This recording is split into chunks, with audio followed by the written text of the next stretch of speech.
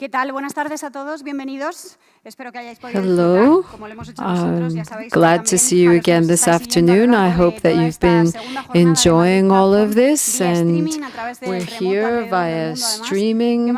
We're reaching all four corners of the earth.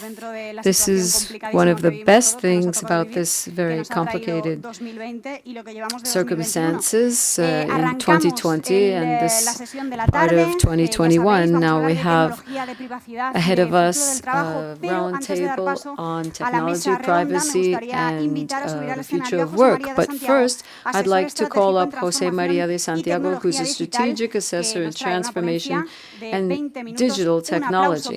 So a big round of applause for him.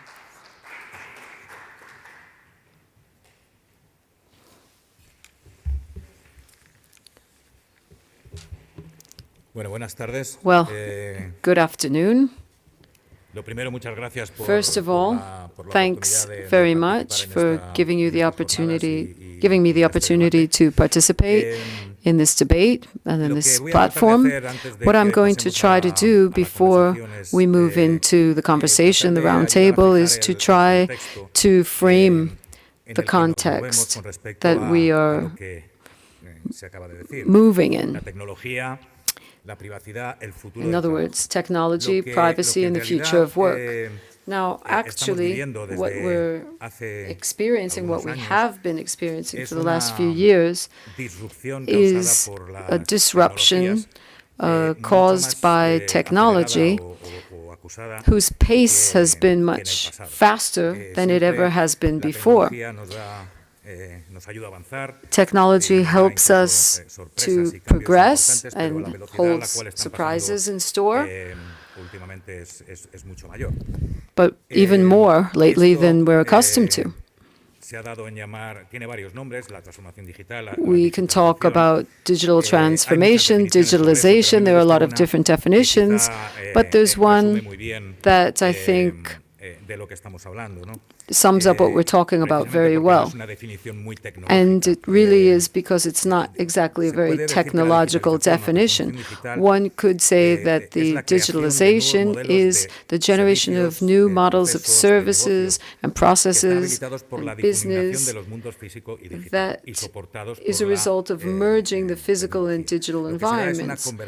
And this leads to an unprecedented convergence of people, business, and things.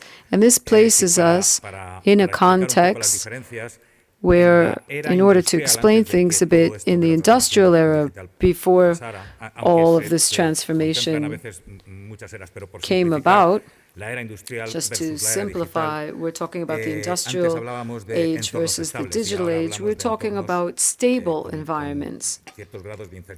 And now we have a certain degree of uncertainty. We used to have fixed processes, and now we have flexible processes that morph over time. Leadership styles are different.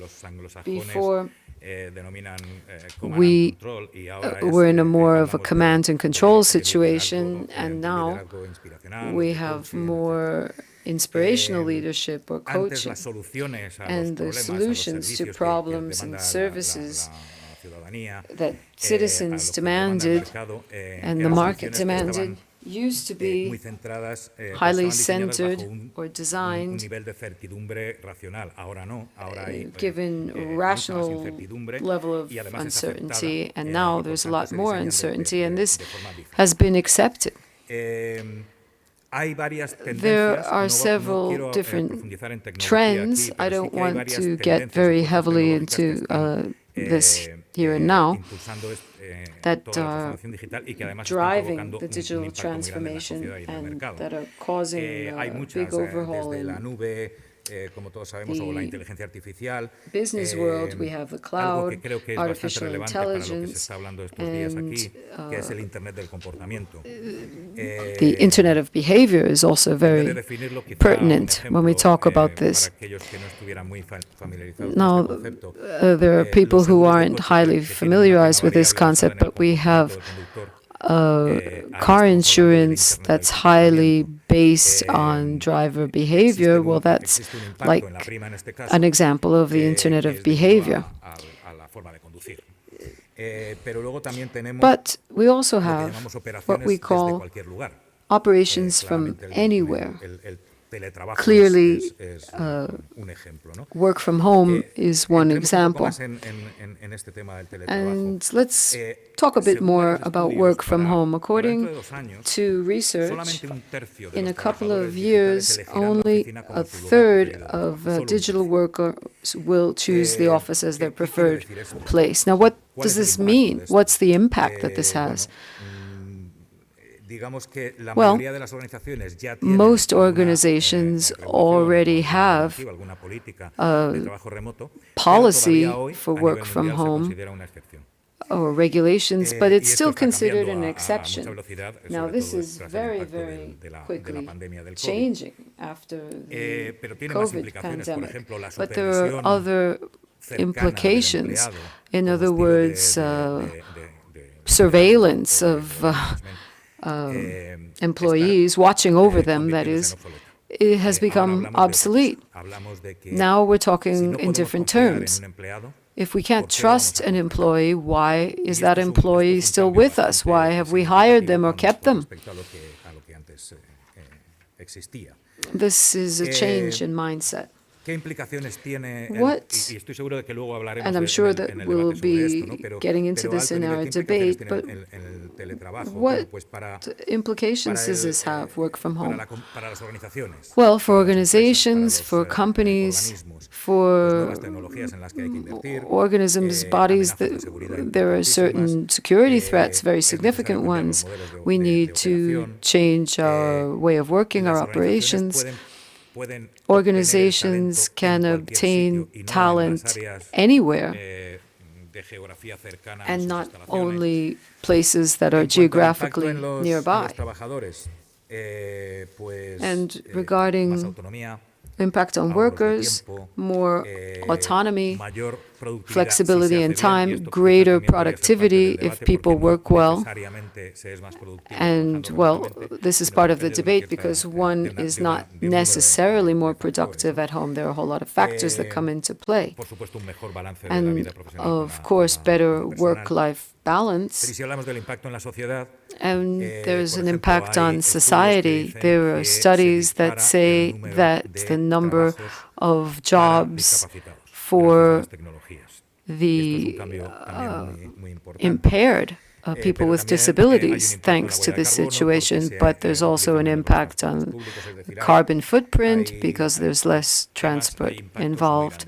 There are major impacts. Just to give you an idea, many international organizations are going over their real estate strategies. They're taking a new look at their buildings and offices, and they're curtailing space because they don't need that many square meters anymore. There are a lot of challenges that are involved, different kind of governance that's involved, a lot of risks, privacy, we'll be talking about that, security threats, but also a lot of benefits, very obviously. How can we see the future of work? Not the future of work from home, but the future of work overall. What does it look like? Well, a huge increase of work from home. To give you an idea,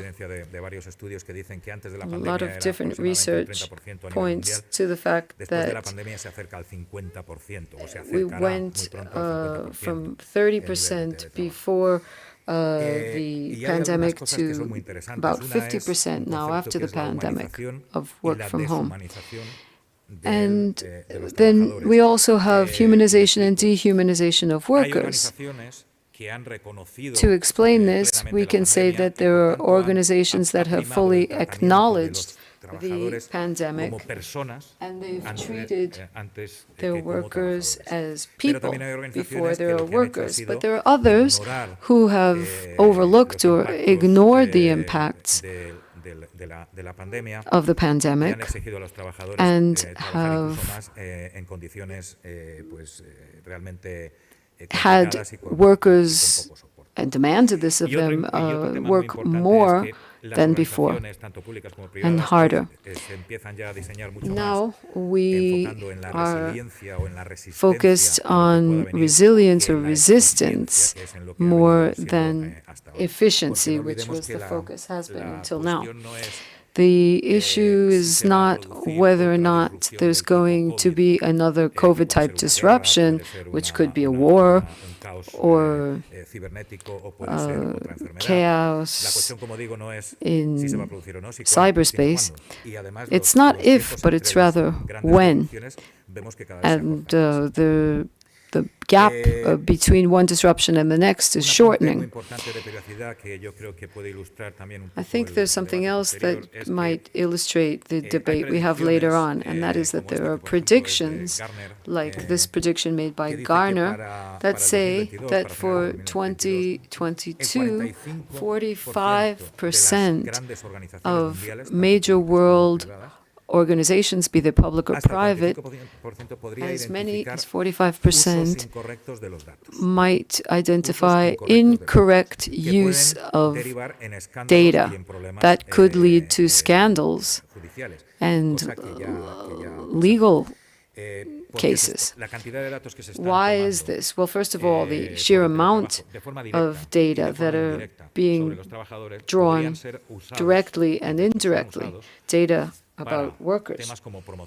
And this can be used for advertising or promotions, remuneration, layoffs, performance evaluation. This is something that involves a lot of risk, because if what's perceived via artificial intelligence and big data, if this is perceived as something that's not very clear, we're not sure what algorithm is behind this, or it's perceived as unfair, this can lead us to truly worrying proportions. And it can affect workers continuing or not in the company. And within 9 years' time, by 2030, there'll be an additional 30% increase in the demand for work from home, because the Z generation wants this. They want to be closer to their family, save money, save time on commutes, and do other things. Now, it's not only big data and advanced analytics that impact work from home or impact work overall, but also artificial intelligence, and I'd like to speak very briefly about that. We all know that artificial intelligence has to do with different tools that emulate human behavior, so that they can learn and use algorithms and reach their own conclusions. They're not always designed by humans. Artificial intelligence can replace or substitute human work, but it can also increase it or enhance human capacity and capabilities. Now, there are new skills that workers need. And what we are starting to see, and we will see so increasingly in the years to come, is the need for social or creative work and also digital skills will be needed. The demand is increased, and that runs to the detriment of other skills that have been very popular or significant in order to find and secure a job. The impact or risk that current jobs have for workers is proportionate to the amount of social and creative skills or digital skills that they have. The fewer skills, the greater the risk at work. But this does depend on the type of work. I'll give you some examples. Accountants, old style, employees in accountancy departments, they're at great risk because they're highly repetitive, set tasks that a robot could do. But these people normally are highly skilled in digital terms. And employees, marketing employees, and so forth, are less likely to be impacted. And it's not easy, not that easy to be replaced by a machine. Lawyers, well, they're in between. In certain tasks, on certain tasks, things will move very quickly, and there are others where they're irreplaceable. They're irreplaceable. Lorry drivers, mechanics on vehicles. These people not only will have their tasks replaced by robots in repair and assembly, but even self-driving vehicles. The important thing is to map work based on risk and match this with employees' skills and try to retrain or seek talent. And I'd like to make just one last comment about regulation. As some of you will know, we have what we call the data protection regulation in Europe, and the European Commission is also proposing harmonizing legislation on artificial intelligence. It's just a proposal. It needs to be debated and approved, but there's something that's worth mentioning and interesting, and that has an impact on society, on the market, and on work. This proposal actually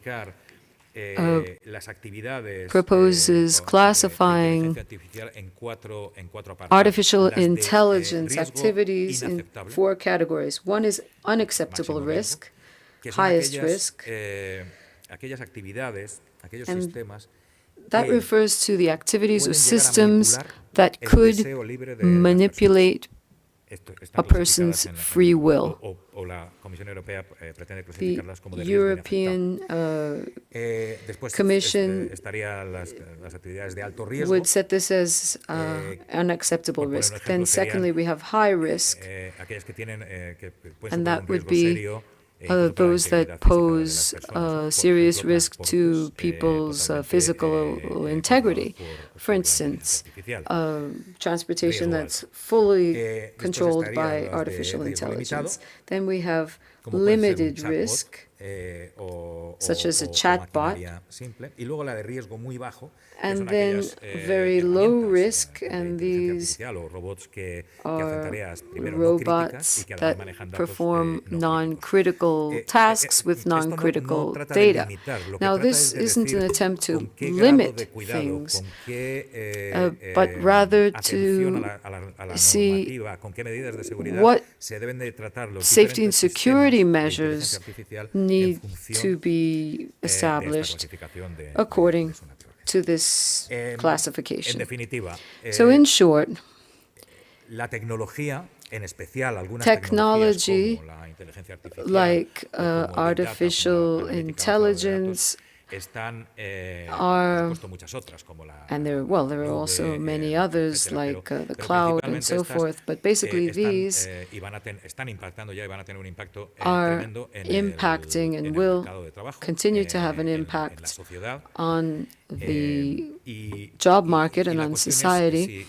And the issue is that if we have, whether or not the society is prepared for this. I hope that this can serve to focus our debate that we'll have, and this is all that I have to say for now. Thank you very much.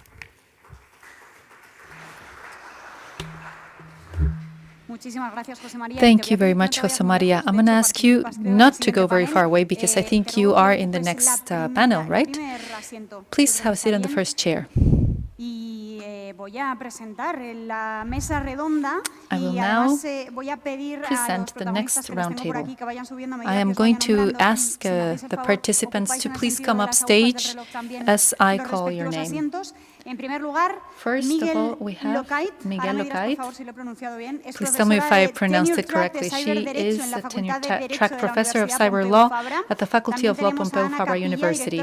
We have Ana Capilla, Director of Higher Education and Science, Organization of Ibero-American States.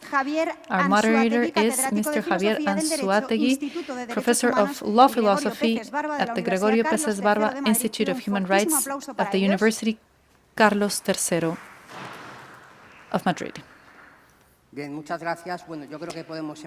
Thank you very much. I think we can just start discussing and exchanging ideas after Jose Maria's presentation.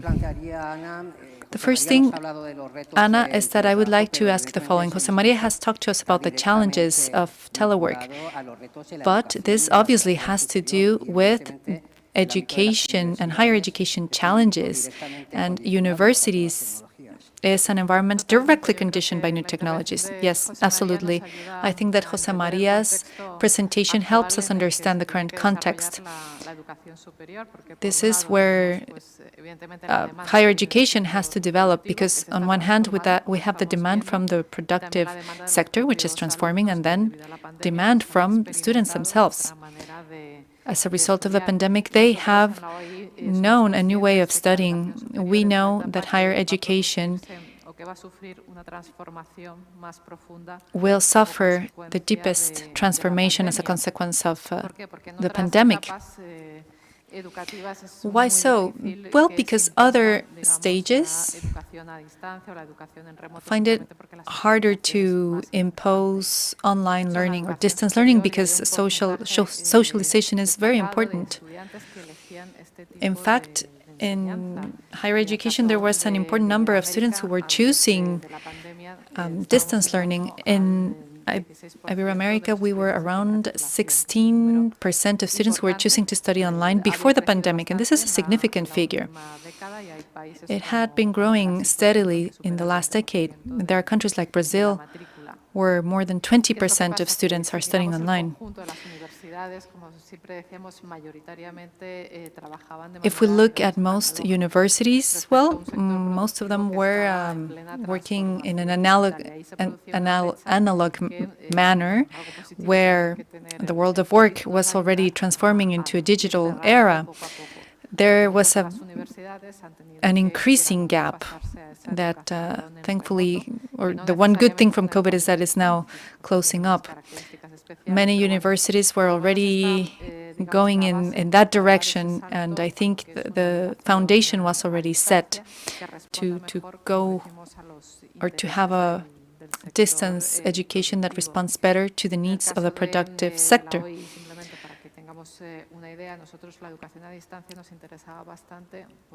For the OIE, distance education is very appealing for two reasons. The first one is that it gives access to different types of students, such as those who have a certain disability or who come from less favorable economic status, or for others who have to work, so that they have to combine study and work. In fact, the pandemic actually made us cancel an online distance seminar. And this seminar was meant to promote distance learning in the region, because there's still a certain amount of prejudice against distance learning, virtual learning. People still wonder if they acquire the same type of skills than in in-person courses. But now we think it's even more important that if online learning is done right, the results, the learning, and the skills acquired can be equivalent to those acquired in in-person settings. At the OIE, we have a Productivity Institute, and next Monday we're going to present a report on higher education, productivity, and digitalization.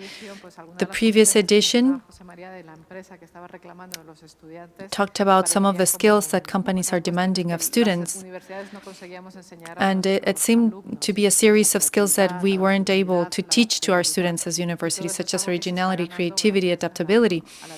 And we are achieving that thanks to distance education now. So if we can guarantee that learning results will be the same, we can start adding other skills. But like I said, what is key is quality. At the OIE, we have developed a guide with quality standards in which we give information to universities on how to transition into more distance learning. We are also going to create a quality certificate or a quality seal so that society can start trusting that students graduating during the pandemic, let's call them pandemic students, will have the same level of skills that any of the previous classes. We think that is very important because it will help us close the gap with the productive sector. We see that working from home or telework is moving forward, and we know that there are skills like resilience that our students need to acquire. Miguel, your sector in science has a lot to do with new technologies. We know that labor relations, work relations, the world of work is highly regulated. New technologies help, but they also add new challenges and issues. What would you consider to be the main challenges in relation to telework in general? Yes, okay. Sometimes when we talk about new technologies, I think they really are old technologies. We refer to them more about disruptive technologies because they change everything. It's not like old new technologies that made things easier for us, such as internet or connectivity or smartphones. We are reaching the point of introducing disruptive technologies that completely change the way of doing things. What do I mean by this? Well, José María was talking about artificial intelligence. The European Commission is negotiating a new proposal or a new draft for the regulation. This means that artificial intelligence will change things drastically. Our main concern has always been we're going to lose jobs, but that's not really the case. It's going to let us work and it's going to monitor us. The algorithm doesn't work for you, you work, but the algorithm is surveying you. In this sense, the concern for data protection becomes more relevant because it's not only about monitoring us, but it is about applying analytics and judging us based not only on what we do, but on how we are performing our tasks. Are we really being as efficient as we have to be? How much do we do in a certain amount of time?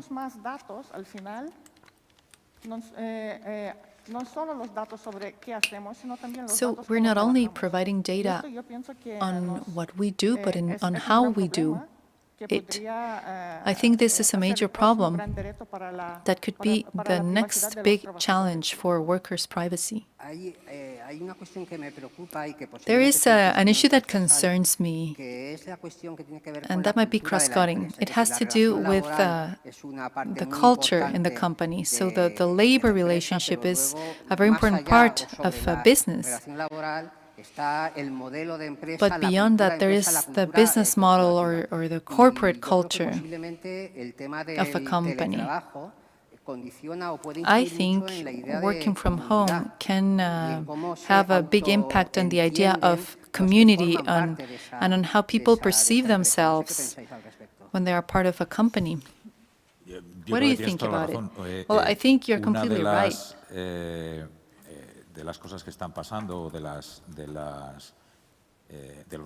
One of the things we are seeing, or one of the results we're perceiving, is that organizations, not only private companies, but organizations are becoming increasingly important in employees' well-being. No ocurre en todos los casos, quiero decir, en aquellos en los que las cosas se hacen bien, en aquellos en It los que doesn't happen everywhere. en aquellos There en are los que se trata a certain los cases in trabajadores which como people personas become antes more que como productive and where people are treated as people before being treated as workers or employees. So in this case, thanks to remote work and to the perfect storm that we have lived, what's happening is the following. The role of a company as a guarantor of well-being has become more important than before. In addition to that, certain things are happening that weren't happening before. Feelings of isolation, or a lack of involvement with your team. If this is not well managed, the result will be less productivity, higher turnover, more frustration, more absenteeism. So what happens is that the company needs to promote with certain leadership styles and management styles coming closer to the employee because they are living through different conditions. It's not that they're better or worse working conditions, but it is just a different context than going to your office to work in person. At the OIE, we've had several mobility programs, and now we're working on virtual mobility. Distance education is undergoing a similar process, right? Virtual mobility and virtual education are different. It's not that they have better or worse qualities, just that they are different. We're working with the UNED, with the Spanish distance university, so that this becomes something international. And one of the things we're working on is that the university prepares activities so that the student can feel that they are a part of the university that they're studying in, so that they can find a way to interact with exchange students. And talking about well-being, in addition to student exchanges and intercultural dialogues in different languages, we are proposing yoga classes because, after all, students are spending a good amount of hours connected and sitting down. This basically means that we have to change our mentality, as well as businesses and universities. We need to change our mindset, but it doesn't mean that we cannot achieve good things in a different way and working differently. I think there are some experiences that I feel difficult to do online at a university. For example, we have Erasmus students that now are doing an Erasmus from home. And the idea was that going on a year of Erasmus was to go abroad to a different country. I also see that students are very alone because they go into a new university, but they don't know anything. They don't have other Erasmus students to talk to and to share their experiences with. I feel it is very difficult to virtualize some of the experiences that you are supposed to live in the university to the virtual world. We don't have the tools and we don't have the experience on how to do it. I couldn't agree more with you. The thing is that I think it would be a mistake to want to do or to force to do everything remotely. Whether it's working remotely or having all sorts of activities remotely. I don't think it's necessary. In cases like this, it is evident that you cannot provide the same experience to an Erasmus students in person or online, because, like you say, one of the fundamental values that an Erasmus brings to students is that they go elsewhere and meet other people. So the idea is not to force things into virtual work. There are different levels of telework and remote activities. And there are many cases. There are organizations, for example, that completely reject distance work. There are some companies that simply do not want telework. They're not prepared for it. They don't like it. Then you have some other models in which there is occasional remote work. Perhaps if there is an emergency, if there is a pandemic or a snowstorm. Then there are hybrid models, which I think are the ones that will be more successful, meaning that it's a mixed model, but it's regulated. This allows for people to have both experiences, and at the same time, people save time and money in the commute, and organizations save money because they don't need to rent such big buildings. It allows people to be closer to their family, but at the same time, you don't get isolated because you know that twice a week or 1 week out of 2, you'll be going to your office.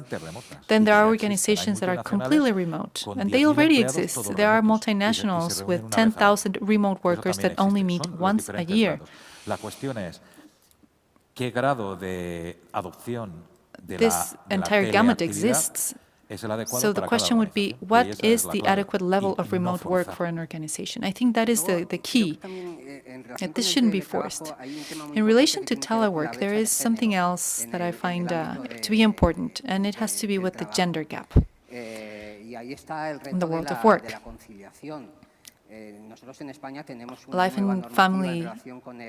Professional life and family balance is a challenge. In Spain, we have a new law in terms of telework, but it looks like this law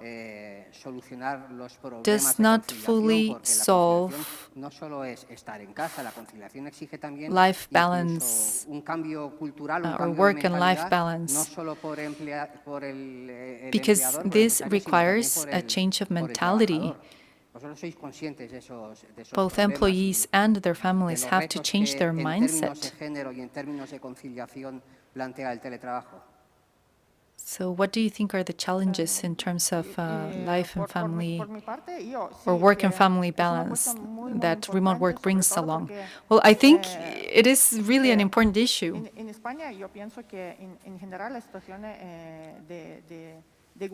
I think in Spain and in general, gender equality is moving forward at a good pace.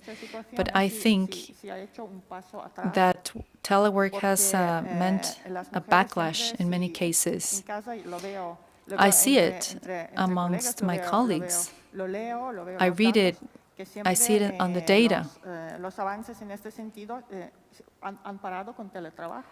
I think the progress in terms of gender have stalled with telework, because it is true that many times we have managed to get women out of the house and go to work, but we haven't managed to get men out of the work and bring it back to home. And sometimes the man doesn't understand that it's not that they come and help at home with home chores. It is that they are sharing, that they are taking on their share. And they don't understand that sometimes. And problems with privacy, and maybe Jose Maria can also, and Miguel can also say something. Privacy issues in education and teaching. What are the issues? Some university professors had to do a very quick course last year, because we found that we were already teaching, and some of the students were raising concerns, privacy concerns in terms of images,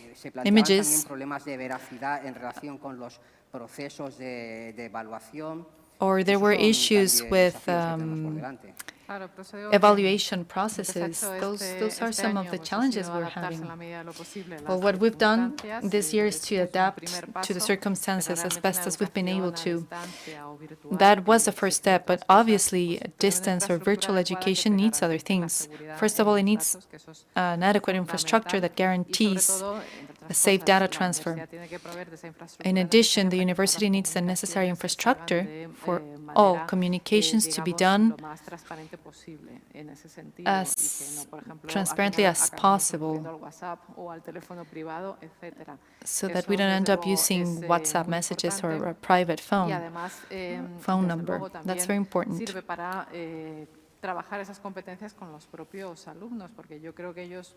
But this situation is also useful to work in students with issues such as respecting intellectual property. Now they've realized that on internet you can find everything and anything, but it doesn't mean that you can just use it. I think this is a big challenge. There are many others ahead of us, but since we have now taken this step, we need to try and keep going. Another challenge with distance education is evaluation. Exams become problematic. There were many online universities that had their exams in person to avoid fraud. There are universities that have developed some systems with biometrics. Apparently, we all have a way to tap on our keyboards, and it creates such of a fingerprint, if I may say it. So there are technologies that we can use, but they're expensive and they will take time to be fully implemented. In the meantime, what we have to do is to adapt the entire learning and teaching process.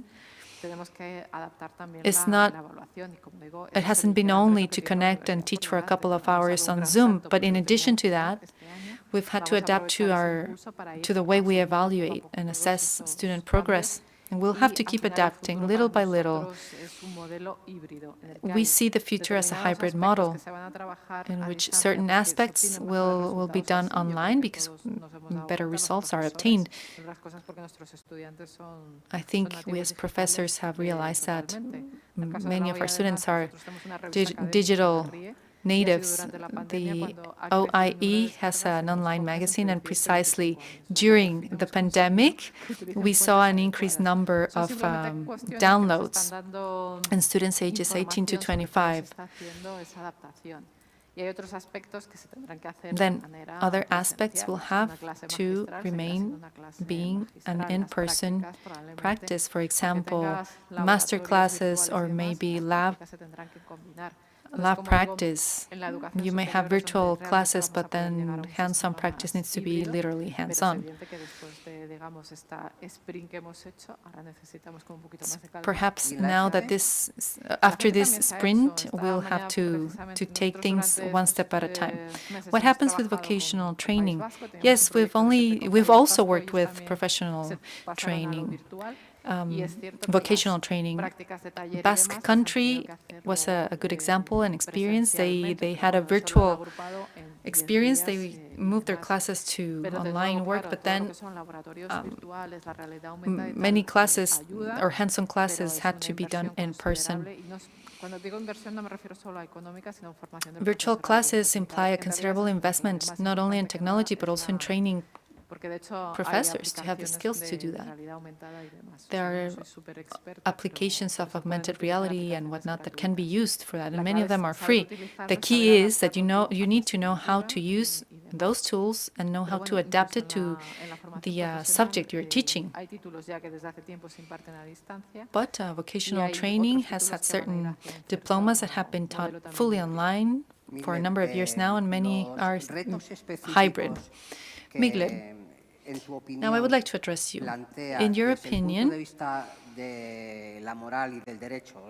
From the perspective, or from a moral and a legal perspective, what are the challenges of this new way of work, of remote work? Very succinctly, what do you think the main challenges are? I think, in the end, we always come back to a core issue that you've all been addressing.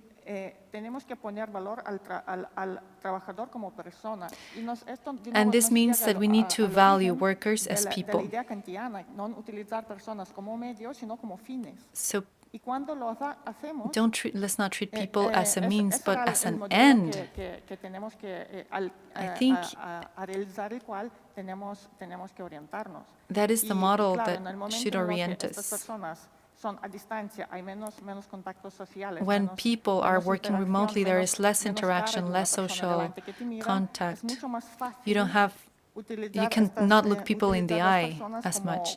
And when this happens, it is easier to treat people as data generators, as if they were robots. So we should always keep in mind that we are dealing with people, and that the better people are, the better they work. The same thing happens with students. When I was listening to Ana, I was thinking that in universities, to carry out online classes, you don't only need the professor, but you also need an administrative assistant that makes it possible, and that responds to the questions we received during the pandemic. All of a sudden, 80 people were going to connect online to see that the test was going to work, and I had to be sure as a professor that this was going to work, and I needed to have the phone number of an administrative assistant that would help me sort out any problems. So it seems that these people were being secondary, but during the pandemic they became fundamental. And I'm not only talking about doctors and nurses and people who worked at the supermarket, but those who support IT systems that allow us to keep teaching online and do all sorts of things online. Right. Then there is another issue having to do with cultural characteristics. In a globalized environment, and where telework has given us numberless possibilities, we find particular cultural features that can condition a discourse. Jose Maria, you have a lot of experience creating projects, and I would like to know how do you consider those particularities that you can find in different places in the world, and to what extent those particularities condition a project that you want to develop. Without a doubt, cultural differences have a great impact. And remote work is conditioned by the differences in geographical areas, not only because of economic reasons. You need infrastructures.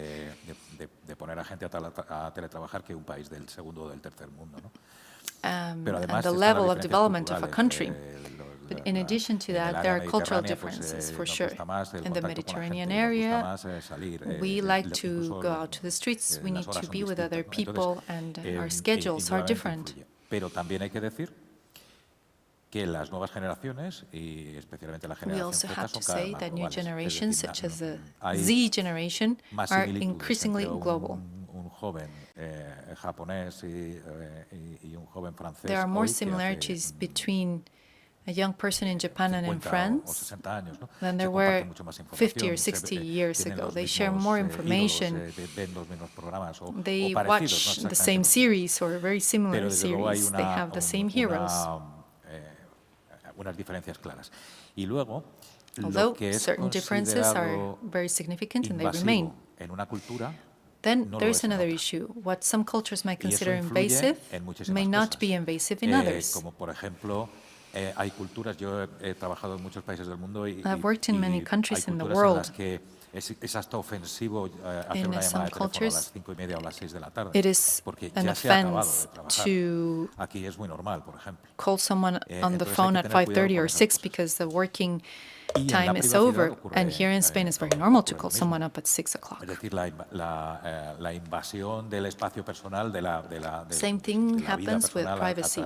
a través de la captación masiva de datos, puede The resultar invention mucho of más, privacy through massive data percibida mucho más gathering invasiva en algunas can be culturas perceived differently que en in otras. some Hay que cultures. tener en cuenta, y decías antes en los temas de privacidad, You were talking hasta about qué privacy, punto se and puede we should llegar a utilizar la consider to what información extent capturada can you use the o recopilada data tanto con that you've consentimiento gathered del ciudadano como sin with él a citizen's consent para or según without qué it, cosas. and for which Eh, things. Y me viene a la cabeza un experimento, esto ha ocurrido realmente en un gran banco This has mundial, actually happened in a que big World recopilaba Bank información that de was las redes gathering sociales information from social media personas, about y or from people la actividad de personas and en about Facebook. ¿A qué hora le dan the like activities they were en el doing on Facebook? Facebook. More precisely, what Si did eso they give a like ocurre to on Facebook? con frecuencia? Estamos hablando de big data, de grandes cantidades de Oftentimes, datos. we're Si eso ocurre talking con about frecuencia big data. a Now, las if 12 this de la mañana happens o a la 1 often o a las 10 at de la mañana, 12 noon or 10 a.m., esas personas those people, tienen de acuerdo con estos algoritmos, tienen un riesgo mayor de according impago de una to hipoteca. these ¿Por qué? algorithms, Porque lo they están haciendo en are horas de trabajo. Es decir, si lo estamos haciendo a las 8 de la tarde o more a at las 9 no pasa risk nada. of Pero si lo estamos not haciendo a las 12 y paying además lo hacemos todos los días, their mortgages. But cuando if we introduces do este y this otros muchos at factores this de time datos of day, capturados well, it's different. de las redes So sociales we're en un capturing algoritmo data from que al final saca un ratio social de riesgo media, crediticio, and this algorithm estamos utilizando works datos on de la credit vida risks. personal We're using data from people's para medir personal el riesgo de lives riesgo. Esto to measure no other digo que types sea bueno of ni malo, risk data. Now, I'm pero not que saying por this is supuesto bad puede ser malo según qué or datos y good. según cómo se utilicen. It Eso no hay could ninguna potentially duda. be bad. Y eso solamente se And puede this is abordar something con regulación that can only be y con settled transparencia de through las organizaciones en regulation cuanto and a by qué es lo que hacen con los organizations being datos, transparent cómo as los to what they do cocinan, with the data, how they transparencia en cook them qué hacen up, los algoritmos y por qué las what the conclusiones son las que son. algorithms do. Well, I'm afraid that that is a challenge. If we're talking about transparency, I think El algorithms algoritmo are es la negación everything de la but transparencia. Vamos a ver, sí, Yes. pero no debería ser así. But it doesn't need to be that way Al algoritmo. when it turns to public access to it. Sí, lo que hay es que explicar, es decir, si evaluamos Yes, el what we rendimiento need de to un do trabajador is explain por this. una If we máquina, lo que evaluate tenemos que the es que performance explicar de forma of a transparente worker cuáles as son it los were, datos que ese as if algoritmo he or she were a machine, ha obtenido. well, Primero, para saber si we son first datos need to see obtenidos legítimamente whether y no this invaden data la has privacidad. been Y obtained segundo, cuáles son las reglas legitimately que sigue el algoritmo. vis-a-vis privacy, and then what the rules that the La algorithm privacidad del follows are. algoritmo tiene más que ver The con la patente. privacy Es of decir, si the yo hago algoritmos, algorithm has no to quiero do poner el código, with porque the todo el mundo haría patent. I algoritmos. don't Pero lo que sí que tengo que want hacer, to y show sobre todo people según qué información esté the manejando, code, es because then tengo que everyone ser else transparente. will La imitate evaluación it. de rendimiento se ha basado en So we need to say that this número de is proyectos based terminados a on the tiempo, number of projects cantidad de that finished at time, colaboraciones, asistencia, cooperations, no sé cuáles son las assistance. variables, pero I hay que don't know decirlo. what the Lo que no variables podemos are, decir es que but el what we algoritmo te cannot ha do is say despedido. that the Ese es algorithm el gran problema. laid you off. That's the big Tiene que problem. haber causas, There tiene que ser have transparente. El algoritmo it has to acelera, be puede incluso transparent. It can predecir, pero lo que no even podemos es predict, que los but what algoritmos we nos dominen cannot sin saber do cómo lo hacen. is have algorithms dominate us without know how they're doing what they're doing. Well, I also wanted to agree with Jose Maria. It's not only a question of transparency, but also explainability. This is a very, very important dimension. There are programs that are applied to algorithms that also explain this. But it's very important, this issue of transparency, which is much bigger, not only something that we can say, well, this algorithm made decisions, but we need to understand the decisions. And the issue of transparency and accessibility also has to do with training. When we talk about education and technology, we're focusing on this, like the use of information technologies, but then we also have training in technology. What do you think about how mainstreamed this is? Because there may be spheres where things are, well, people are a bit more reluctant, let's say. Well, after this turbulence, things will need to start settling down, and we're going to need to adapt each area. The major change that we've seen is that basically technologies, they're not that new anymore. It was a complement in our teaching and learning. This had that type of role. Now we see that there are different possibilities. There are certain things that we can teach our students about. Well, there are positive aspects of the pandemic, and one of them is that the undergraduate students, and we didn't think that this was well suited to them because you need a lot of discipline, because there's a lot of autonomy involved. Now, although it seems like a paradox, actually, I've gotten to know my undergraduate students even better, because if you don't have them in your class, but you do get a lot of feedback from them, and each one of us has the chance to get better results than we used to.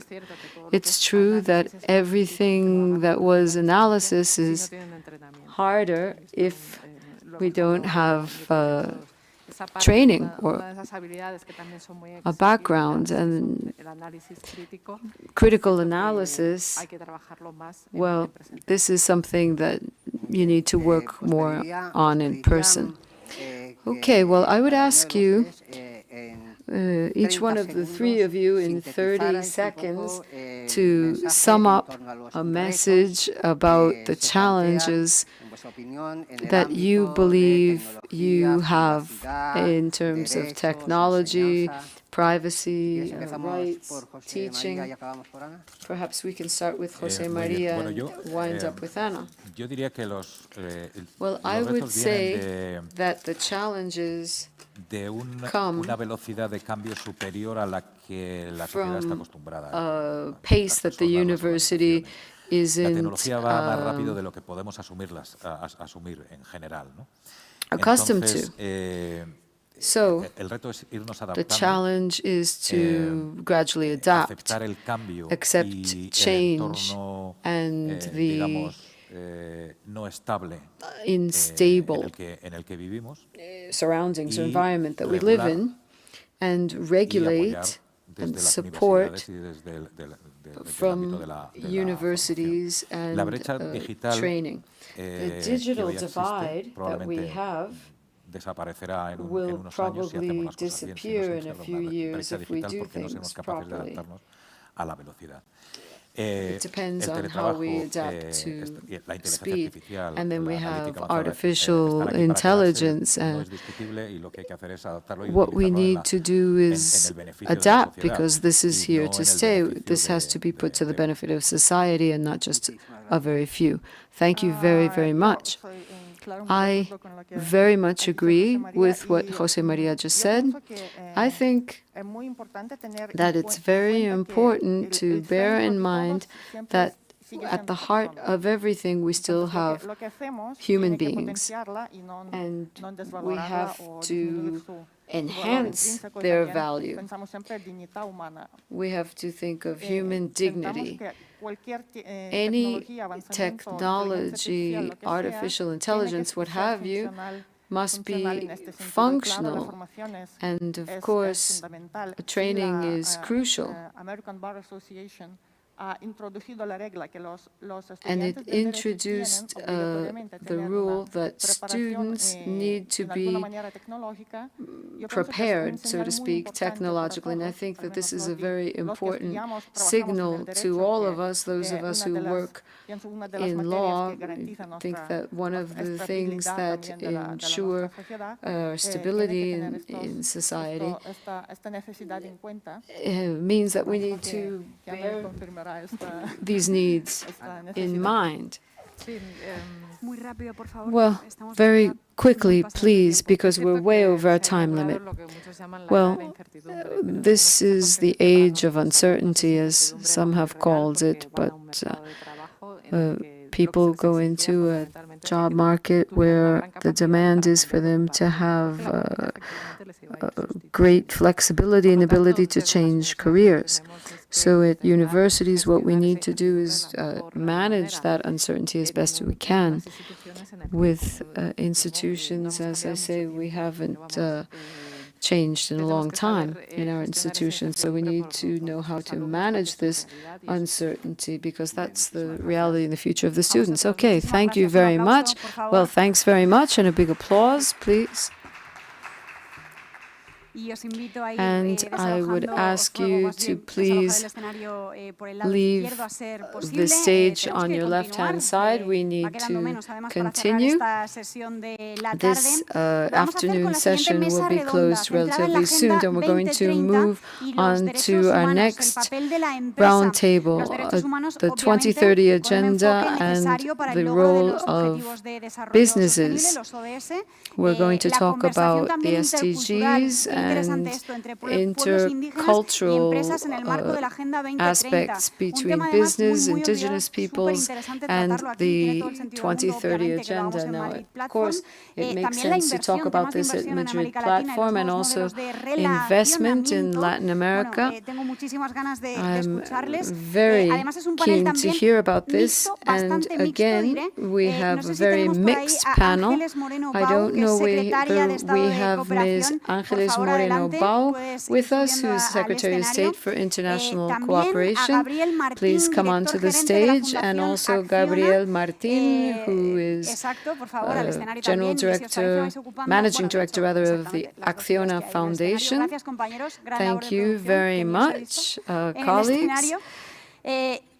And I'm going to introduce you to those online. There they are. I'm going to introduce them. Mirna Cunningham, President or Chair of the Fund for the Development of Indigenous Peoples in Latin America and the Caribbean.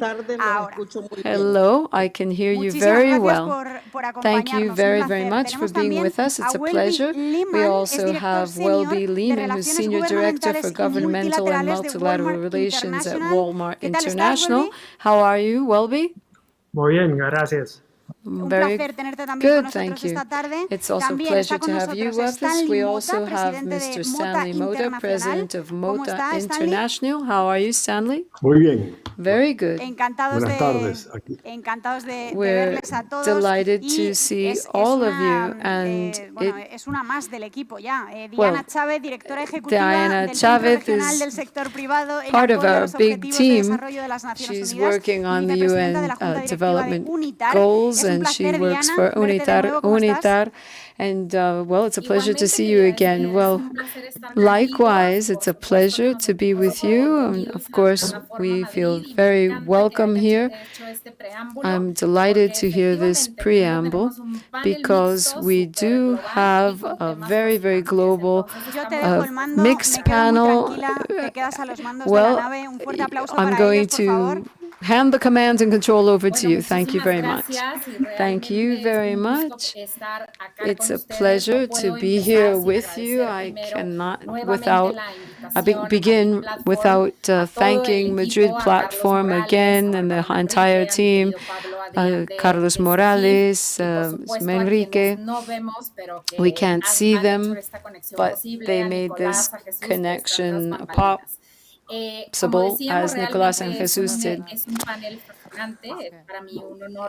It's an honor to be able to moderate this conversation and welcome the Secretary of State for International Cooperation, Ms. Ángeles Moreno Pau, and Gabriel Martin, who's there in person, and Mirna, who's in Central America, my dear Mirna Cunningham.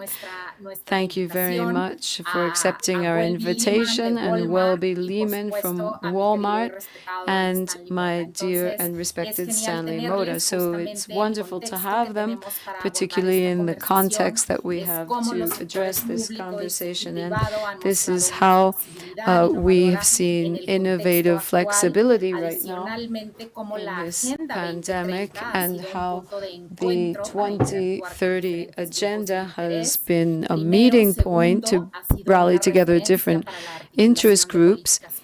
It's also served to articulate public policies. And of course, one of the things that we've seen on the contemporary scene in the current situation, we are talking about sustainable development goals, and we're trying to manage and understand the surroundings and work towards eradicating poverty and inequalities and sustainability, human rights, and gender.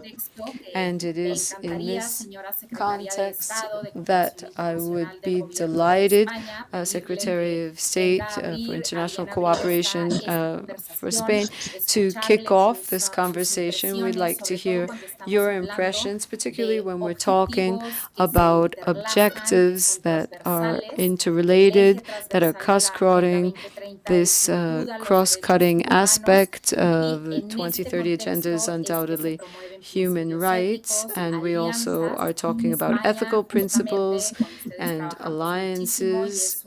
Spain works a lot on this. We've dealt with alliances and solidarity, and we've talked about this 2030 agenda, and we would like, Secretary of State, for you, from your perspective, to tell us about the greatest challenge that you see in international cooperation in order to bring about the Sustainable Development Goals. Welcome, and thank you very much for accompanying us.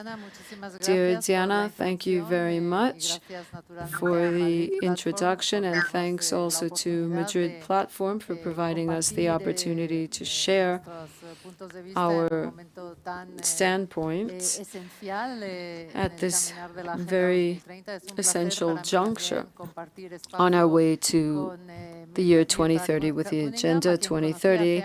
I met Mirna Cunningham many years ago at a forum in Mexico, and Stanley Mota. I was in Panama, and I'm a major consumer of Moda products, naturally, and with Mr. Gabriel Martin and my colleague from Acciona, with whom we have a lot of projects underway in our public-private partnerships. So this is a time when COVID has meant a big setback in implementing the 2030 agenda. GDPs of all countries around the world have plummeted. In the CEPAL, we have 7.7% drop in those countries. Production and remittances have also plummeted. From April to June 2020, we lost 495 million jobs. A lot of people have gone into extreme poverty. Children weren't able to return to their classrooms, which is tragic. They've lost precious time in their education. And in addition, they were subject to much more violence, gender violence, domestic violence, and sometimes exploitation. So the setbacks are very large. But opportunities have also arisen, as we see in all crises, because international society, I believe, has become aware that we are living in a global village, and everything happening in one area around the world affects another one. And we will only be able to overcome if we do so together, multilaterally, all connected in solidarity. And we need multilateral approaches at the center of our arena. Together with UNCTAD, we have $2.5 billion at stake year in and year out, and this shortfall can only be overcome if we work at this together. We have governments that need to work with the private sector together. This is at the heart of our debate or discussion that we'll have today, because all of us here today feel that we need to walk together in alliance to develop our societies, because they're societies in which we all want to live sustainably and leaving a better legacy for the future. Thank you very, very much, Secretary of State. I'm delighted to hear that you've coincided with Wilma Cunningham in my country, in Mexico, and I think that the two of you met there, that is. And Stanley knows well that this is the way things look in Latin America. Now, if you agree, I'll give the floor to my dear Mirna. It's fascinating. It's wonderful to be able to see you. Thanks to Madrid Platform, we're here together. And with you, one of the things that we've always spoken about is the light of the 2030 agenda and the promotion of SDGs, and how can we make sure that the indigenous peoples,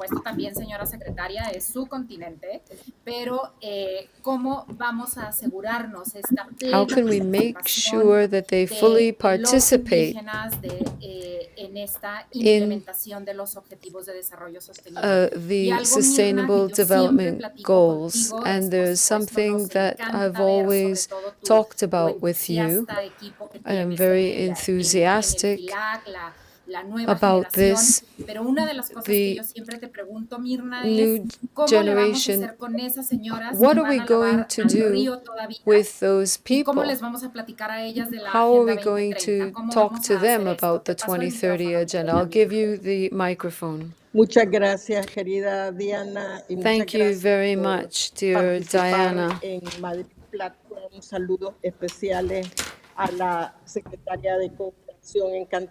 I'm delighted to hear you. I'm delighted to hear this people on this panel. In Nicaragua, we have a lot of indigenous people, and we're building a model where we have individual and collective rights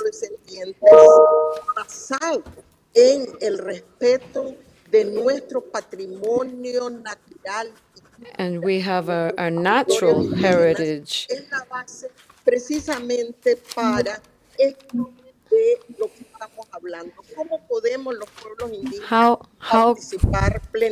How can we fully participate in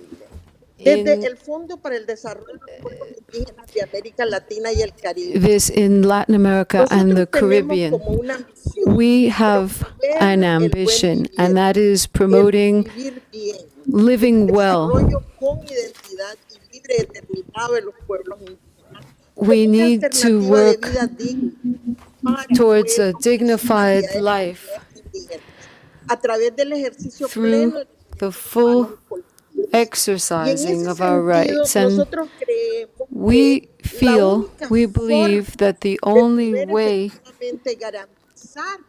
to ensure the SDGs are complied with, are met, is by taking a human rights approach. And this means that we need to work to promote investments, if that's what is on the agenda, but they need to be done sustainably. We need to acknowledge the traditional practices and stewardship of indigenous people, their defense of biodiversity, and so forth. I want to express that indigenous peoples are directly involved in the implementation of the 2030 Agenda. And we're working very simply towards environmental compliance. We need to work in this fashion. This is what we're doing. These ladies who are going to wash their clothes in the river, still, they don't want mercury poisoning in the water. The easiest way to explain to them what the SDGs are is by telling them, look, all around the world, rich and poor countries alike, entrepreneurs, people in the communities, we all agree that we're going to work in dignity so that you can still feel proud to speak your language and share your stories as you wash your clothes and denounce the fact if you have been molested or raped, and speak with your community authorities so that this is enforced. We have decisions about what to plant along the banks of the river. That needs to be done with participation.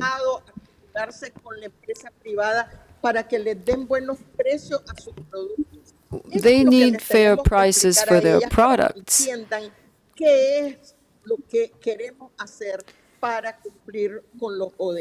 This is what we need to do in order to meet the SDGs.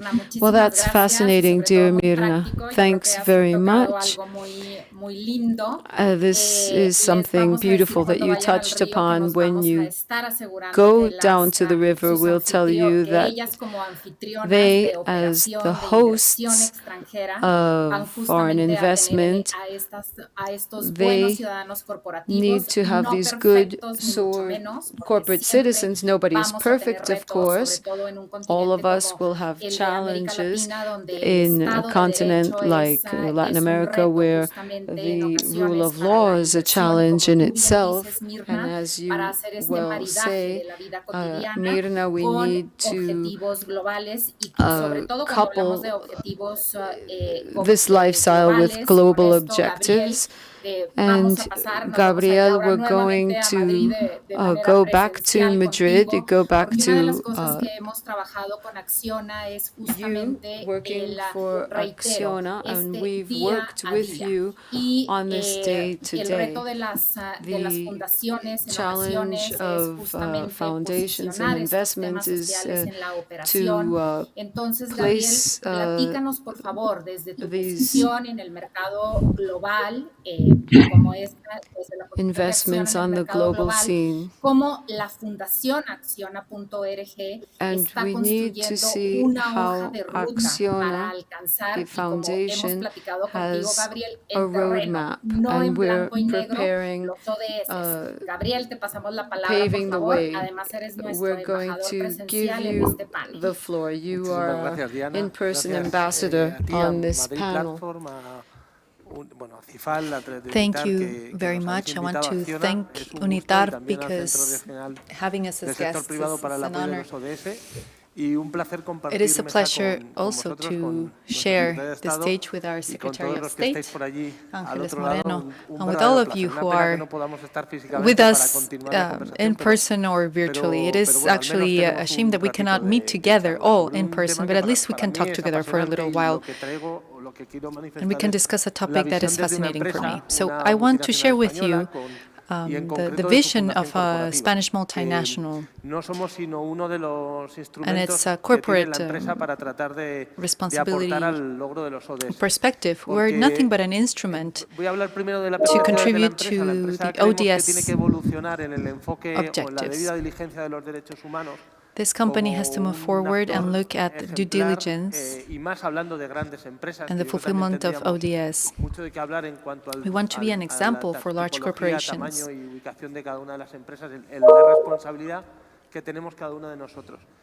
We should also evolve, but it couldn't be any other way. Of course, we have to integrate the due diligence management of human rights in all company policies. It has to be that way. I think they have a direct correlation and they must exist. The Agenda 2030 is completely correlated with sustainable development goals. Without one, we can't have the other. I think that what the Agenda 2030 has done is to provide a common language for common citizens and for company managers, and it has become a guideline for society. And it really asks for co-responsibility of all agents, whether it is the private sector, the business, or public institutions, and of course of civil society, NGOs, foundations, the academic world, and really regular citizens. I think we need to move from fulfilling and from complying with due diligence and with the instruments set out by the Agenda 2030 to actually achieve a positive impact. This is how we should contribute. An example is the foundation Acciona, and we have some practices for migrant workers, but the foundation of Anapuntor really does what Acciona as a corporation cannot do, because there are certain population segments where the market rules by themselves cannot really provide basic services like water and electricity. So what the foundation tries to do is to reach those spaces through this foundation, really. It is a non-profit foundation.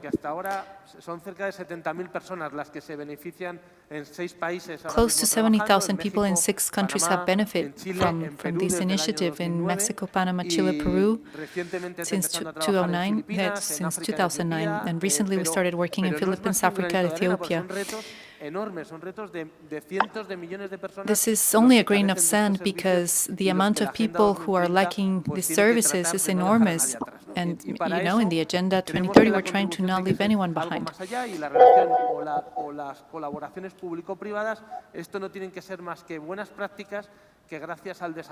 These should become good practices that, thanks to good public policy, should become scalable.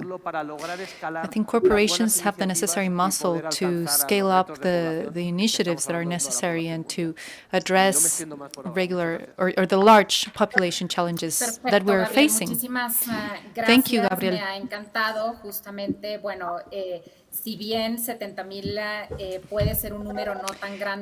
It might look like 70,000 is not such a large number, but we're talking about changing 70,000 100,000 lives, and that is important. I really like that you used the term common citizens. I was talking to Welby from Walmart in Mexico, what it means to be a common citizen. The common citizen is the one who lives his or her life without a car and that has to use public transport.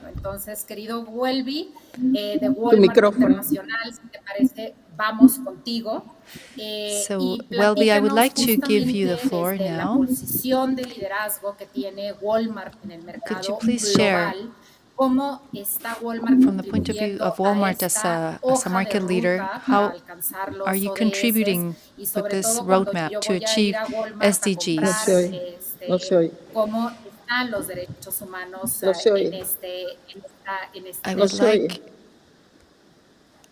I would like to know what gracias, Walmart Diana. is doing for the fulfillment of También human rights. agradezco Thank you, a los Diana. panelistas sus comentarios excelentes. Thank you for the excellent comments. Se habla mucho de algunos de los ejes de una empresa como Walmart en este contexto. Y yo quiero enfocarme especialmente en pillars of a company like Walmart are often referred to menos explorado en this context. And I would like to refer to one of the pillars that is not often talked about in forums like this. En el cual tenemos el efecto más directo the ecosystem in which we can have the most direct impact to achieve ODS or SDGs and human rights son los consumidores, los empleados, los cuales lo llamamos asociados, our associates or employees, consumers, and suppliers who are part of a global value chain. So, to respond to your question on which is Walmart's effect in this context, I am going to focus on the following. What is the consumer's perspective? What do things look like from that point of view? La época COVID. Quiero mencionar algo, un ejemplo muy this COVID area. Let me give you a very simple que example. Tiene mucho impacto en cómo se hace realidad este concepto del capitalismo de stakeholders. The stakeholders capitalism becomes a reality. Where there is the recognition of individuals, communities, society. La nueva función a través de la cual uno hace negocio. And what is the new way to do business? So here it is. Tuvimos que hacer el ejercicio en que todos, during the first days of COVID, many sectors had to do the same thing. Some of us are still on those doing these things, but we had to think, how is COVID going to play out and what effects is it going to have on business? So in that context, we chose the commitment we have with SDGs and decided to answer that question through the eyes or through the voice entonces, si uno ve internamente el trabajo que hemos hecho con Walmart en ¿qué quiere decir COVID? ¿Qué son los riesgos, so Walmart worked on deciding what does COVID mean? What are the challenges and opportunities? We wrote them down. They are on paper to inform decision-making processes. ¿Cómo va a afectar los consumidores? ¿Qué van a ser los and if you look at them, we always had the consumers, the clients at the core. We were always thinking, so how is this going to affect consumers? Are they going to be able what they need? And the same thing with our associates. Are they going to be getting what they need? That was our mentality, and this is the mindset that you need to have as a company when addressing this very important challenge. De la perspectiva, los ojos del consumidor, ¿qué son los elementos principales? What are the main elements from the consumer's perspective on which Walmart is working desarrollo y avances in order en los to ODS create development and son progress especialmente to fulfill the la SDGs? inclusión, Well, there are three aspects. First, el inclusion, choice, ejercer su voz como individuo, and the como ability comunidad, to como have your sociedad, voice heard a as an través de individual, poder as a elegir community, entre and as society, opciones being able to a base de su choose realidad. amongst Y options. la confianza. Esos And tres trust. son los elementos These are principales the main que hacen elements real la promesa de los that ODS. make Entonces, the primero, SDGs la pledge inclusión. a La reality. inclusión tiene What do I mean with un inclusion? rostro Well, inclusion de cada individuo. Entonces, es has una a parte myriad de faces. eso It es no has the face of discriminar each individual. y This means el sector, como todos to los not sectores, está discriminate. reconociendo cada vez And this más sector, like many other sectors, is el desarrollo de un nuevo conocimiento de equidad recognizing en las that there sociedades, is a need to develop a new concept of el acceso para individuos no equality, incluidos en el pasado es un reto muy difícil y hay que including invertir individuals más who had en not been esto. included Hay in the muchos past. This is a very individuos difficult cuyas challenge, and it voces requires no han great sido investment. incluidos. Y There are many a voices que that no have not se ha been heard. llegado con una There are oferta many individuals suficiente. that we haven't reached Por, with enough offer. Tal vez por raza, tal vez por Maybe clase because of reasons socioeconómica, of race or tal of vez por otras socio-economical razones. Pero por standard eso, status, or for Walmart many other ve, reasons. En su misión, que siempre ha sido tener una oferta que hace poder vivir mejor a los But individuos, se Walmart reconoce su papel recognizes central its en el central sector role in the privado. private sector. Pero también se reconoce el elemento sistemático, y voy a volver a este tema después, However, there tocando is este a tema systematic qué hace element falta of para llegar al what factor X. do we Es need más to allá de reach solo the X lo que hace factor. empresa. And this is not Finalmente, what does the hay que company do. hacer We need, our alianzas, question needs to go como mencionó beyond. un And colega we en este need panel, to build alliances. y toco este tema después. Pero inclusión para individuos, para comunidades también.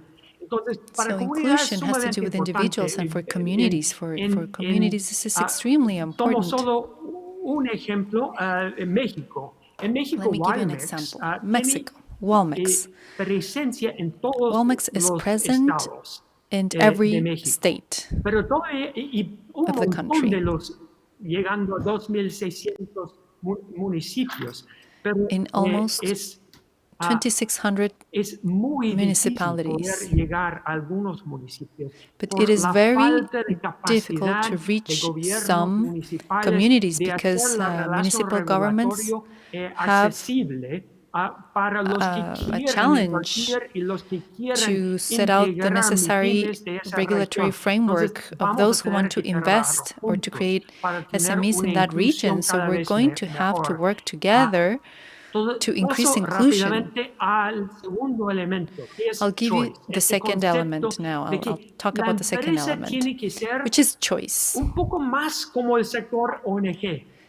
O sea, A dando company needs to look more like la an NGO in capacidad, the sense that es un valor representativo. Reconocer que a través de dar opciones a consumidores, giving choices to estamos haciendo consumers valer la voz de means individuos, that they're la voz de validating comunidades. their voices Y as de una individuals forma, or as a community. por la economía digital, ahora estamos en un momento realmente interesante. And now, y que, because of the digital economy, we're living a very interesting era. Líderes gubernamentales, vamos As a a tener company que or government entre leaders, we're going to have to choose between que cada vez más models. disminuye And one of these models, la capacidad de the capacity esa capacidad de to escoger, choose, o sea, es is decreasing. gobernanza y Because there is empresa governance a and través there de is company algoritmos through que algorithms. acorrala a los consumidores. that fence consumers in. That's one choice. The other choice is having a balance between leading and guiding, which gives or which allows different voices to be empowered. Lo que uno quiere a la base del pirámide es tan importante como los valores de los líderes al topo What we find at the base of the pyramid is as important as what we find at the top of the pyramid, at a leadership level. Una reflexión en lo que se vende en el caso de Walmart. También this is reflected in what is sold at Walmart and on the costs, on the prices. Otras elecciones que hace la empresa en cuanto a muchos temas.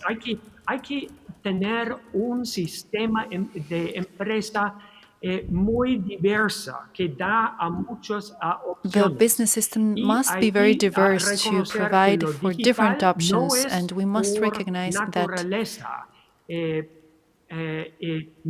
digital doesn't mean inclusion just because if certain decisions are not made, and digital or doesn't provide more opportunities to choose if you don't decide to build the model like that. And then the last element is trust. And trust has many elements, but in the times of COVID, trust has a big component of safety and health. Consumers want to know that a company are completely invested in the necessary standards to guarantee safety. Otro elemento de confianza es cumplimiento, pero también ir más allá del cumplimiento. Another element for trust is compliance, but you really have to go a step beyond to take advantage of the leverage you have with public policy. Allí está, versión 2.0 I would say this is the version 2.0 of trust. Muchísimas gracias, Welby. Yo creo que Thank you, has dado el Welby. preámbulo perfecto, has tocado, me encanta I cuando think you have given the perfect desde la preamble perspectiva when you desde say, los ojos del consumidor. I'm Y going to give you the contigo hemos perspective hablado from the bastante en consumer's eso, has point hablado of view. justamente de lo que decía Mirna, el comercio justo, You los have talked a precios lot about correctos, fair los trade, like Mirna precios, said, or of setting y the sobre right todo, price. más que los precios, And cómo se more llega than a prices, estos precios. Y how bueno, mi querido do you reach the decision to impose Stanley, those prices? Es fascinante tenerte Stanley, acá y it is fascinating to have you here with you. I am looking forward to hearing your insights. Last time you and I talked together, I asked you how the new traveler was going to be like. I think many of us are not only counting the days, but also the hours and minutes to start traveling again. Stanley, from your experience, please share with us what is the account that you make of the challenges and the achievements of the business sector to implement the SDGs. Bueno, buenas tardes a todos. Pienso Stanley, de the que floor is todos los yours. puntos que se han mencionado se podría gastar por lo menos medio día en cada uno de ellos. I think that all Es the points that difícil you've resumir mentioned todo en pocos minutos, pero deserve half yo a diré lo day siguiente, lo each, and it primero is very que tenemos difficult que to make a aprender es summary. que estamos But I will say the mirando qué hemos following.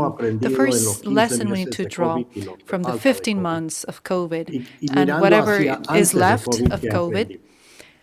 Y yo along pienso with de what que we esas dos learned cosas before son COVID. I lo think que both nosotros necesitamos de información para are poder really what construir we need mejor to en el better futuro. inform De the los way forward. ODS, yo diré, siempre digo que el número 17 es la más I importante. always say that SDG Porque si no 17 vamos is a the most cooperar, important no one, vamos a because solucionar. if we don't cooperate, we're Entonces, not going to yo solve miro anything. eso como quizás Lo pusieron como el número 17, pero en mi I mente a don't know why veces es they el número 1. gave it number En mi manera 17, de because in my mind it conceptual should be number 1. de ondas, donde está la sociedad civil, está la empresa privada, están los You have gobiernos civil y society, están you have los trabajadores, private todos en companies, las mesas. governments, and La workers, and it would responsabilidad be de ideal citar to la sit at mesa the todavía table and pienso que assume es del our gobierno, responsibility. pero son los gobiernos que tienen que también Responsibility cambiar la falls actitud on the de que shoulders la of the manera de government, resolver y but construir governments also mejor need to change va a their ser con attitude, todo el because mundo the en la way mesa. to No con build parte better de and to build nosotros en la forward is mesa going y to be otra with parte. everyone sitting at the table. Cuando viene a las ODS, los otros 16, yo lo que digo es que cada uno tiene que buscar sus In prioridades, terms of a dónde va SDG a tener 16, I mayor think impacto. everyone needs to look for Y what their cada uno de priority is esos and where they can have a depende de greater la empresa, impact. la actividad donde estás, qué Maybe the posibilidades hay. company or the place where you En la are, or the aviación hay activities that you can mucha carry out, and what conciencia de qué vamos a hacer con possibilities you have. los gases, In etcétera, para el futuro, pero air la travel, there verdad que is a la lot of awareness tecnología es of la what we're única going to do in the solución future. verdadera. Y tendremos que ver cada día cómo But we will podemos have to take it atacar ese problema para esa a day industria y a at la a time tecnología. for this industry and for many Cuando others. viene yo diré que en temas generales, a mí me gusta decir que yo estoy preocupado por dos cosas, In general la terms, we're iniquidad concerned y la by two desigualdad. things: Porque la inequidad son cosas básicas the que lack of parte de la equity población and no tiene. inequality, Podemos estar hablando de agua, podemos estar because hablando this de implies that there are seguridad, basic podemos things estar that part of hablando the population doesn't de have, such transporte as water, público, security, pero public son cosas que la transportation. población exige. Y And these are obviamente things también that a en population eso hay demands. la educación. Lo Education is raro es part of que it la as well. educación lo exigen menos, porque yo The creo que la strange thing población no is sabe that cómo education medir is si la in educación lower es buena o demand, mala. because I don't think that the Entonces, population knows how to ven measure sus or hijos assess yendo a if la escuela education is good más or años bad. que antes, They pero see that eso their no children are going to necesariamente school more mide la years than in calidad de la previous educación. years, but that doesn't Entonces, yo necessarily creo que measure parte the de nuestro quality problema of es education. So I think that part of educación our y no problem quiero dejar por fuera is capacitación. education Siempre and en un mundo training. cambiante como hemos tenido y lo que hemos aprendido y lo que me preocupa In a changing es world, que and from what we've la learned, mayoría de I las am concerned by the empresas se están following. activando de nuevo, Most algunos parcialmente, pero creo businesses que casi are todos han aprendido de cómo or operar con have menos learned gente. how to operate with less people. Son mucho más lean, como dicen en inglés. They are leaner Entonces, and ¿qué meaner, like they responsabilidad say in tenemos English. para reubicar So a esa gente o capacitar a let's esa ask gente para ourselves otras what our actividades? responsibility is Tanto de to parte de la empresa retrain privada those como people también to por parte del be gobierno. employed in other tasks. Pero eso We es need una to ask realidad que yo ourselves in veo the en private and in the empresas. public sector. This is a reality Dicen, hey, me that I estoy see activando de nuevo, estoy volviendo, pero in la many verdad es que aprendí businesses. a trabajar con menos gente. Many Una are saying, well, you preocupación know, que yo I'm creo que lo vamos a adapting, ver but I'm learning a how to muy work with corto less plazo. people. And I think we're going to see the En effects del, in de the short la, term. del futuro de la empresa privada y la flexibilidad. Estoy convencido Now, in que terms of the future of private no companies hay and otro flexibility, sistema I que ha am producido convinced lo que ha producido la libre empresa. that there is Pero no other también system that tenemos que has reconocer produced what de que no lo hicimos free de la mejor companies manera. have Siempre se puede produced. But mejorar. we must Y eso es lo que recognize that we tenemos que haven't hacer. done it in the best possible En way. And la there is room for pobreza, improvement. This yo is lo exactly what we pongo, have to y do, Yasmín me lo improve. puede decir un poco más sobre esto. Yo lo veo como tres. Hay una pobreza urbana y hay una pobreza indígena. Esas tres pobrezas, Because there is still poverty, and there ¿cómo are lo two types of vas a poverty, the way I atacar? see ¿Cómo it. lo There vas is a urban poverty and facilitar? ¿Cómo lo indigenous vas a poverty. mejorar? Es So muy what are we going to diferente. do to improve it? Que muchas veces lo que tenemos que buscar es cómo vamos a hacer esas cosas. So we have to Y figure también, out how we're going to improve it. refiriéndome a la cooperación internacional, creo que también tenemos que ver los socios del Now, pasado I son would los like socios del futuro. to address Yo creo international que muchas veces cooperation. The partners algunos of de the past are los the programas partners que of the han hecho future. los gobiernos, y no estoy hablando del gobierno de España, estoy hablando de todos, a Many of veces the no han tenido programs los that some mejores socios. governments have done, Y and los I'm not impactos talking han about sido the government of menos de Spain, lo but of esperado, all o governments, mucho menos de lo have esperado. not had the impact Entonces, that was todo expected. eso lo estoy resumiendo lo más rápido I posible. have given you as La succinct flexibilidad of de a la summary parte as I've been laboral, able to. yo creo que ya existe. Lo que I tenemos que ver think es that work si flexibility la already flexibilidad exists. nos va a dar We el just need to impacto que see queremos if y cómo flexibility will give manejamos us the ese nuevo impact that mundo. we want, and how we're going Pero to handle muy this con new la model. preocupación internas en la compañía, con la responsabilidad social empresarial, la flexibilidad, la We need to responsabilidad address de internal tener gente concerns at the trabajando company, having the remotamente, responsibility of cuando people se tienen working que remotely, reunir, handling cuando and la managing when they gente have to que meet, when no they han don't hecho have to la meet. transición, que no And there are still sobreviven people esta who transición de are esta not pandemia. surviving the Entonces, esas son transition. mis preocupaciones y Those are my main sí creo que concerns. no quiero ser totalmente negativo. I don't want to be Yo creo completely que pessimistic. I don't want to sound primero hay que identificar el negative, problema, but después vas I a think encontrar las that soluciones. we Si first no need to identify the identificas problem el and then problema, nunca find le vas a solutions. encontrar But la if we solución. don't identify the problem, Entonces we'll never nosotros hoy find día the right estamos solution for trabajando it. sobre las soluciones. We keep working Estamos on solutions aprendiendo, day by no day. hemos terminado de aprender. We're still Porque learning and el we cambio haven't ha sido finished mucho más drástico de lo que because muchos the de change nosotros esperábamos. has Yo creo que la been a mayoría de lot la more gente, drastic cuando than lo mandaron we para la casa expected. la primera vez, I think when a most trabajar people were sent remotamente, home pensaba to que work esto from iba a home, durar un mes y quizás dos. many Pero thought pocos de that that was nosotros going to last pensábamos que 1 iba month or a 2 at the estar en una most. pandemia por Very few of us 15 o would have más believed that meses. we were So, going to be en submerged in the midst eso of a le pandemic for dejo 15 porque plus como estamos months. cortos de tiempo y I'm como going to dije leave al it at that principio, because we're todo short esto on es muy time. And interesante, like I pero said la at the verdad que beginning, se all of this necesita is más so tiempo porque lo fascinating that único we que would estamos need haciendo ahora half a mismo day es for each identificando. topic, because all Muchas we gracias, are Diana. able to do now is to identify certain Gracias a points. ti, Thank you, Diana. Stanley. Estamos Thanks to you, justamente Stanley. identificando This is y exactly the exercise. We're justamente, señora identifying. secretaria, le voy a pasar Madam a usted Secretary, I would la now palabra like to porque give yo you the creo floor que Stanley nos ha puesto because un I think preámbulo that justamente de las Stanley lecciones has given aprendidas us a que preamble tenemos of cuando the Stanley nos lessons dice learned los socios del pasado son los when socios he del tells us futuro, that tenemos our que partners of the past decantar have to be estas the partners sociedades, of the estas future and alianzas that we y have to de manera muy rápida, señora leverage secretaria, nos these encantaría que nos partnerships. compartiera cómo Madam está Secretary, I would trabajando la like cooperación you to internacional share de with us España how con international el sector cooperation in Spain privado is para working with the abordar private sector justamente de manera precisely conjunta to esta Agenda address 2030. together Señora the secretaria, por 2030 favor. agenda. Madam Secretary, Sí, the floor muchas is yours. gracias, Diana. Thank you, Diana. Todos hemos hecho preámbulos y I queda think mucho por we hablar en have all este made panel. preambles and there's a lot to Han talk in this sido panel. todo intervenciones muy interesantes. I have Y de heard la última, all of querido your Stanley, me quedo con la idea de que reflections, el and they ODS have all been very 17 es el interesting. And principal. Yo Stanley, también lo I comparto, share porque todos your los idea demás that solo SDG seremos 17 is the capaces de most important aterrizarlos si because estamos the todos other ones, juntos the other en SDGs will be el realizable desarrollo e only if we implementación de esta agenda. are together in the Realmente, development and la implementation cooperación of this y el agenda. Ministerio de Asuntos Exteriores From de cooperation España, and pero of the también los de Ministry of México, Foreign los de Estados Affairs in Unidos, los de Spain, but also Panamá, Mexico, the United trabajamos States, and por, Panama are working impulsar un ordenamiento to jurídico internacional que promote a acompañe legal estas framework alianzas entre el to sector accompany these público, el alliances, these privado, public and pero private también, alliances con los pueblos and partnerships indígenas, por ejemplo. with indigenous Llevamos people as muchos well. años ya trabajando, We've been en, working on that for el many years. desarrollo, como digo, de un ordenamiento que ampare el trabajo entre We've been working empresa y sector público para la defensa de los derechos humanos. Por ejemplo, se logró on a framework alcanzar to el Pacto protect Mundial de Naciones Unidas, el Global Compact en 1999, labor, for example, que the establecía Global ya Compact 10 in 1999 already principios, established basándose 10 en el respeto a principles los derechos humanos, a based derechos on laborales, human rights respect, a, on medio labor ambiente, a rights, sistemas, on the environment, contra la corrupción, on systems against basados corruption, en normas que venían ya, based on de norms los convenios nacidos en Río en el 92, derived normas from de la OIT, Rio in 1992, ILO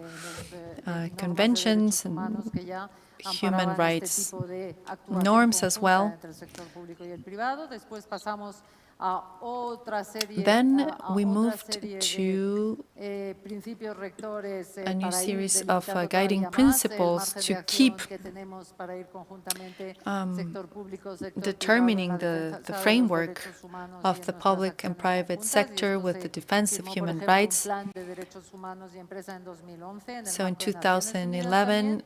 En España, por another ejemplo, tenemos un plan plan de acción, was signed. para, In Spain, el desarrollo we created an de action este plan de plan derechos humanos to en develop this 2017. human rights plan in Y luego la sociedad 2017. internacional, acordó Then los the international principios de community Kampala agreed en on the principles, on the 2019, Kampala que se Principles in señalan 2019 5 grandes principios that para el pointed out to trabajo 5 great principles público-privado. for El public-private primero work. es el The de first one permitir la is apropiación to de allow esta alianza y de cualquier this alliance and any work for the development of each country, and to support that country, to look for impact and results, to look that the alliances we form are inclusive of the populations that will benefit from this work, to not leave everyone behind, and to do everything in a very transparent way and with accountability. Due diligence is another point that was naturally introduced in this legal system or framework. The European Commission and Parliament are currently working also on making progress in this series of principles on this legal framework.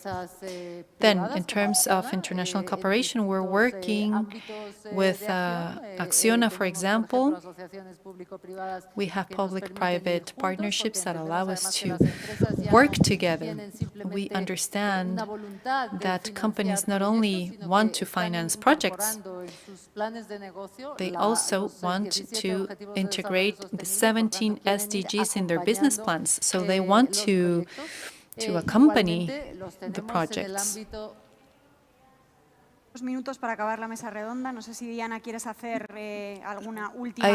I'm very sorry to interrupt you because we have 2 minutes and we have to close this table. So then I don't know if you want to make any final remarks. Thank you, Esther. I think I would take what Madam Secretary is saying. 30 segundos a cada uno de los panelistas, justamente, para ver, and I would now like to give the floor for 30 seconds to each of the comments to share with us what they think is next. So no more diagnosis, no more identification. 30 seconds, what's next?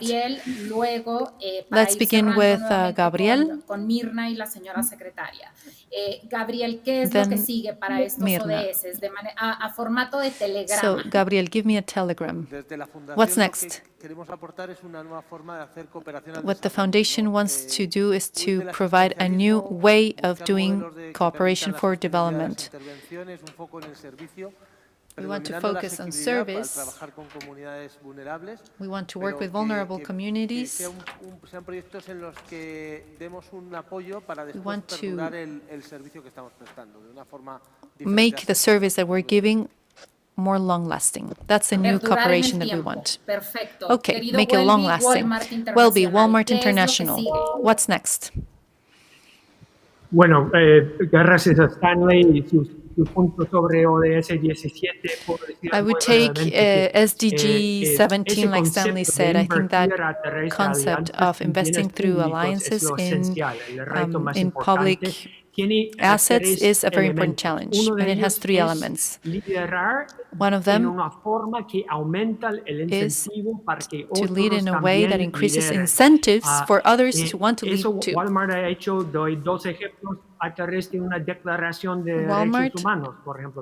has a declaration of human rights, and that's a good example of it. And Walmart is also participating in forums like this, talking about the future, and not from a point of view of, well, technology is either going to kill us or help us. No, we're doing it through a commitment, a pledge that all sectors have to undertake in favor of a person-centered society, not a technology-centered society. So people at the center. Yes. Perfecto. Thank you. Welby, I have to give the floor to Stanley. Stanley, en terreno, ¿qué es lo que sigue? Stanley, what's next?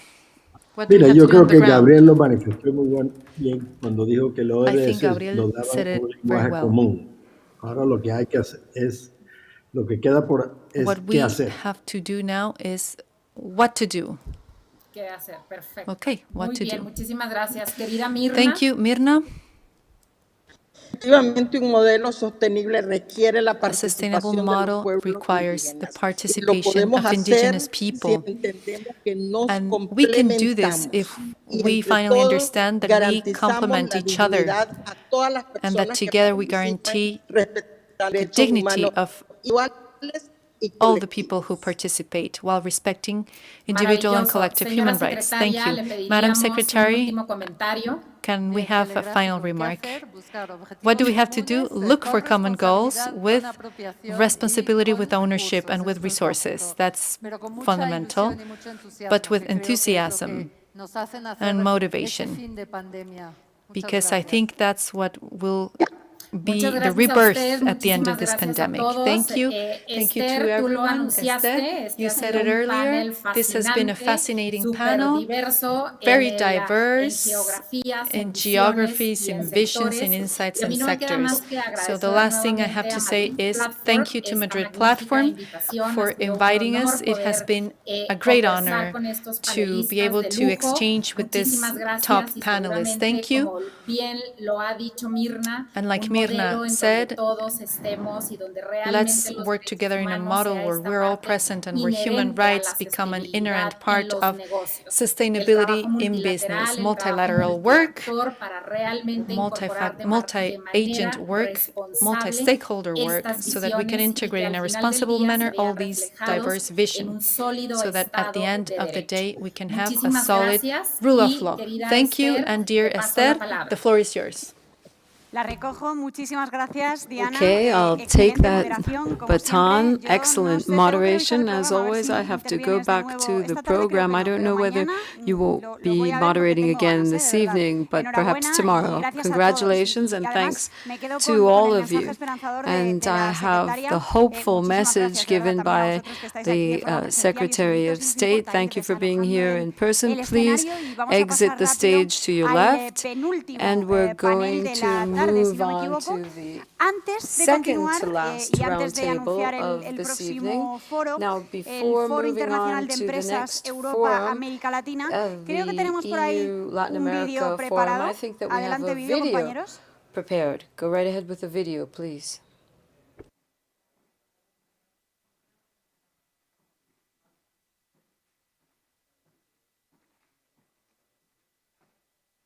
Pues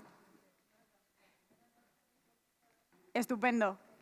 Okay. No pasa nada. No Estos problem. son cosas del Wonderful. directo. This No va is el what vídeo you get ahora. when you're Ahora in sí, live. vamos a No. dar Yes. paso We're al... going to move on ¿Me then. confirmáis, compañeros, que vamos a Can dar you paso al foro? confirm that we're going to move on to the forum?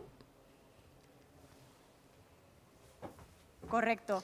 Vamos a hacer las labores de desinfección, de limpieza, si lo llevo anunciando toda la jornada estelar ayer. Ya sabéis que cada 2 horas se nebuliza el espacio, con lo cual tenemos que desalojar la sala y tenemos que volver a entrar. Os pido que, por favor, a los que nos encontramos de forma presencial, no os vayáis muy lejos, porque vamos a retomar lo que queda de la sesión del programa de la tarde en unos minutos. Muchísimas gracias y ahora sí, salimos, entramos y retomamos con el Foro Internacional de Empresas Europa-América Latina. Muchísimas gracias. And Latin America Company Forum.